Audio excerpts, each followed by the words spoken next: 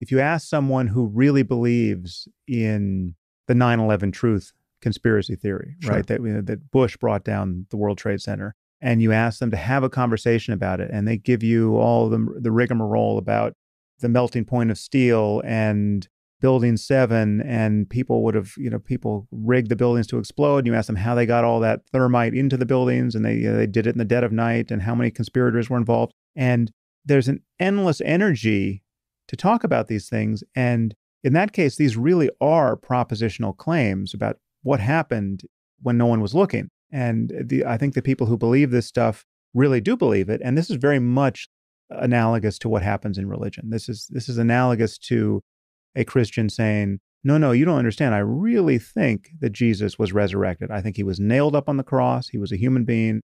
The tomb was empty and he ascended. And what do you think ascension is? Well, I think it's actually, it's going up, against gravity physically. And when the rapture happens, I'm going to be pulled up there. And if you're in a 747 at that moment, you're going to see me up, in the stratosphere. I mean, these are, whether they are that explicit, if you get people talking, they believe something concrete. Well, they're not metaphorical moves. But can they then decamp? Right. So if you had told me, for example, that there was a super secret organization inside of the FBI that tried to induce Martin Luther King to kill himself, that tried to get Gene Seberg, who was the star of Godard's Breathless, to kill herself by claiming that she'd been impregnated with a Black Panther's seed, even though she was married to a white man, and that Fred Hampton, inventor of the Rainbow Coalition, would be murdered in his bed by orders of a shadowy organization. And Dick Gregory would be handed over to the La Cosa Nostra for them to do with him what they would. I would call you insane. But that thing turned out to be COINTELPRO, and was discovered because somebody had faith enough to break into an FBI office in Media, Pennsylvania in 1971.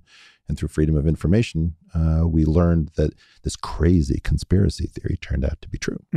Now, my claim is I wouldn't have wanted to be the person designing that operation. So let me get this straight. We're going to break into a federal office. We're going to take some files. We're going to read them, and we're going to try to make Freedom of Information requests to discover a multi-year conspiracy theory with hundreds and thousands of FBI agents somehow mysteriously able to keep quiet. Well, the Church Commission had the easy part. They were able to say, yeah, we did do that.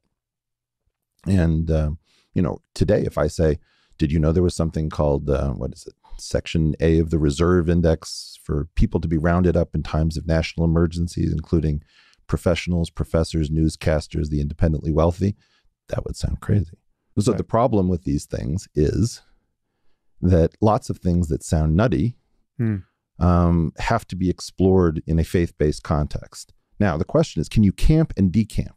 So does that 9/11 truther have the ability to say, okay, so this is what I think happened. Now let me put on a different hat and try to steelman the counter argument about plausibility. And we just had this with Hillary Clinton and the claim that the Bernie Sanders people were crazy for thinking that the DNC had picked a candidate early. But immediately when these emails were released, immediately was the Russians did it, right? So the question about who gets to say what's crazy and who gets to camp and decamp, we have had so many conspiracies that have been uncovered. I always find it really interesting. Somebody will say to me, "You're not a conspiracy theorist, are you?"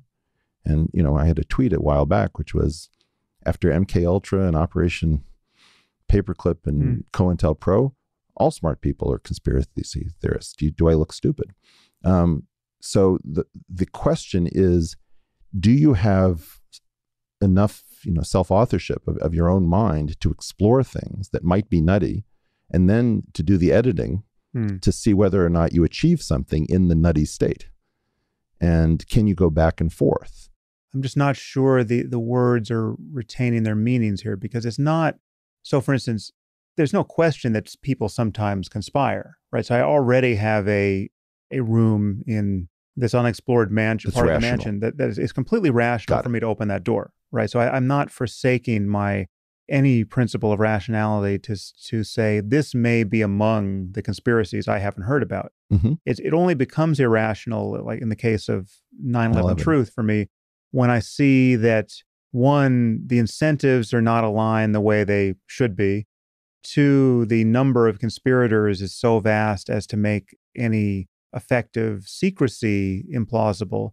Three, the kind of reasoning that I notice people doing in order to defend the anomalies there is so obviously post hoc and based on confirmation bias and a host of other kind of cognitive errors that the defenses are not plausible. But if you change all of that and you give me an allegation about an egregious conspiracy that is more well behaved, whereas you don't require 5,000 conspirators, and it's not all pieced together after the fact, and the incentives make some sense. Well, then I have a category for that, which is yes, that sometimes there really are, mustache twirling conspirators who have access to information that we don't have, and they operate in darkness, and we find out 30 years later.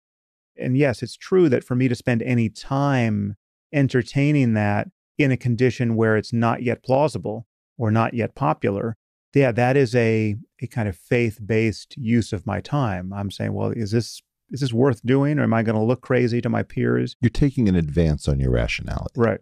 So what my claim is that, for example, let's imagine you're a biologist who believes in selection but doesn't believe that random mutation is the engine of variation that powers selection.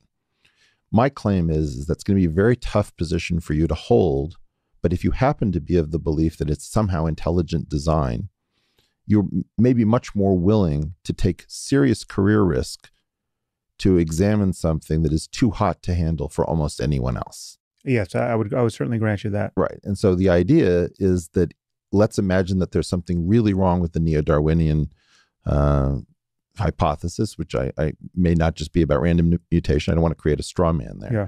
But it might be that at some point it is the religious who believe in a wrong idea who'd be willing to take the heat, who would get sustenance from an alternate source of funding, who would invest in that. And that may be, in fact, the source of this crazy, temporary suspension of rationality needed to achieve something. And so what I'm trying to suggest is not that religion isn't usually a distortion, but that it is often instrumental in the architecture for taking the risks needed to advance reliable knowledge and rationality. And so, I would be surprised if people who are willing to make giant leaps of faith, again, it's usually when people don't camp and decamp, those people don't solve problems, right? Because it is this tension between these modules in the mind that is the most productive. And so I don't want to suggest that faith-based people who just believe in every conspiracy theory are doing, the really hard and heavy lifting.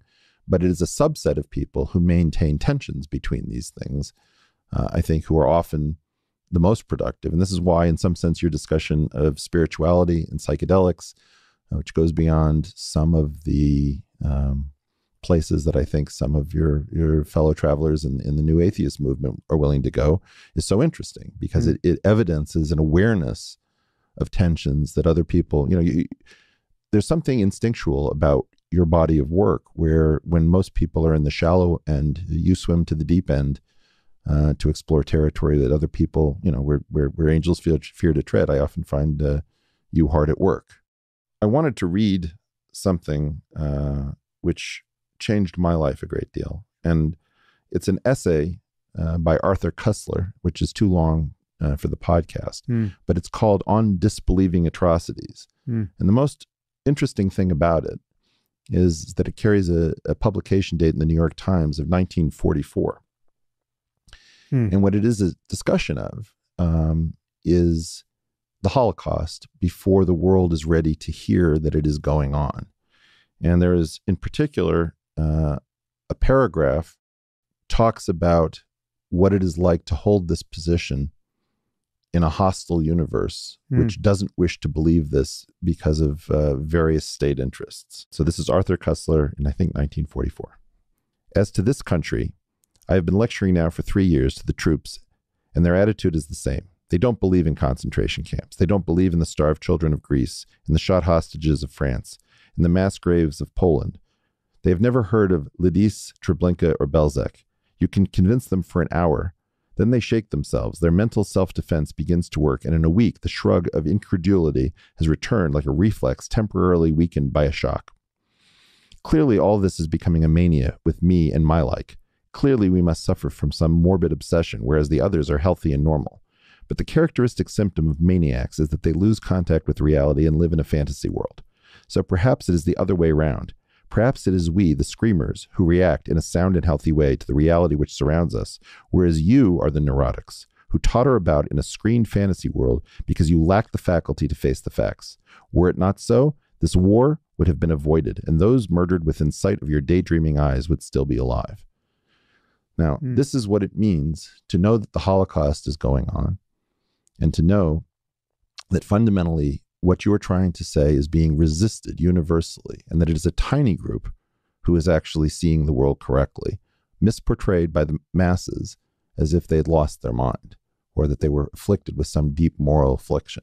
So the real reason that I'm down here is because I see you in something of this role, and I see that the number of people, particularly coming from what might be termed a left-wing background, who are holding these positions that are so difficult to hold, are so few in number. And I think what's imperative is that we restart a different conversation between the most articulate and clear thinking on the right and the most articulate and clear thinking on the left, where we are in fact capable of filtering out the incredible pressure not to talk about race in open terms, not to talk about immigration or trade or terror. And I think what happens is that you've taken a massive advance on your future vindication. And I really don't want to get to the point where we're looking at the vindication as coming from an empirical situation where terrible things have to happen before people shake themselves loose. And so think about yourself in 1944. You're listening to this person who describes his group as the Screamers, trying to tell you about something that will dominate our picture of what happened during World War II. But it's so late in the war, the evidence is abundant. Have you ever heard of the name, and I'm probably going to mispronounce it, Witold Pilecki? No. Wouldn't it be strange if there were a Polish non-Jew who dressed up as a Jew in order to be taken into Auschwitz, collect information, organize something of the resistance, and then try to escape, smuggle it out? Wouldn't you imagine that Jews would have an entire month dedicated to this human being? Yeah. If That's only a it were great story. true. If only there were a movie about it.